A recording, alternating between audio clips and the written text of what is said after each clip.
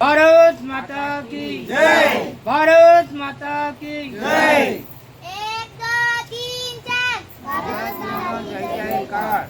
एक दो तीन चार भारत माता की जयकार।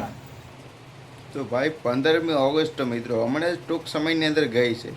તો 15મી ઓગસ્ટની અંદર ભારત માતા મિત્રો સાક્ષાત ધૂણવા લાગ્યા. મિત્રો આવું તો ઇતિહાસની અંદર પહેલી વાર આપણને જોવા મળે છે. કારણ કે મિત્રો આ બેન સોશિયલ મીડિયાની અંદર એટલા વાયરલ થયા કે આ વિડીયો આપણી પાસે પહોંચી ગયો. કારણ કે મિત્રો આ બેન મિત્રો 15મી ઓગસ્ટની અંદર જે આપણે રાષ્ટ્ર ધ્વજવંદન જે કરવી છે, જે આપણે ઉજવણી કરવી છે આપણે રાષ્ટ્ર ધ્વજની, ત્યાં જગ્યાએ રાષ્ટ્ર ધ્વજવંદન કરી અને ત્યારબાદ આ બેન ઓટોમેટિક ધૂણવા લાગ્યા. અને સૌ કોઈ લોકો ગામના જે ગામજનો બધા લોકો જે રાષ્ટ્ર ધ્વજવંદન કરવા આવ્યા હતા તે બધા લોકો મિત્રો તે મોટી સંખ્યામાં એટલે કે ગામના લોકો જે હતા તે બધા લોકો ભેગા થયા અને ત્યાં બેન ધૂણવા લાગ્યા. મિત્રો ખરેખર આ બેનનો તમે વિડીયો જોયો, અદ્ભુત. ખરેખર મિત્રો અત્યારે બધી જગ્યાએ ધૂણવાનું બહુ એટલે બહુ ટ્રેન્ડ ચાલી રહ્યો છે ગુજરાતની અંદર.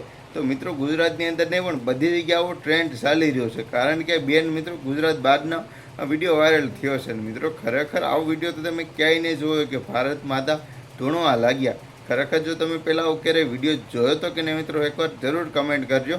અને ખરેખર મિત્રો આ બેન વિશે તમે શું કહેવા માંગો છો, ખરેખર તમે એક તમારી કિંમતી રાય આપજો. કારણ કે આ બેનનો પહેલો વિડીયો વાયરલ થયો છે અને આ બેન ઓટોમેટિક સોશિયલ મીડિયાની અંદર એને ઓટોમેટિક ધૂણવા લાગ્યા. ખરેખર મિત્રો આવું કેમ બેન ધૂણવા લાગ્યા? મિત્રો શા માટે બેનને આવું ધૂણવું પડ્યું? ખરેખર લોકો મિત્રો ઘણા બધા લોકો એમ કહે છે કે આ ધૂણવાનું બધું અંધશ્રદ્ધા છે.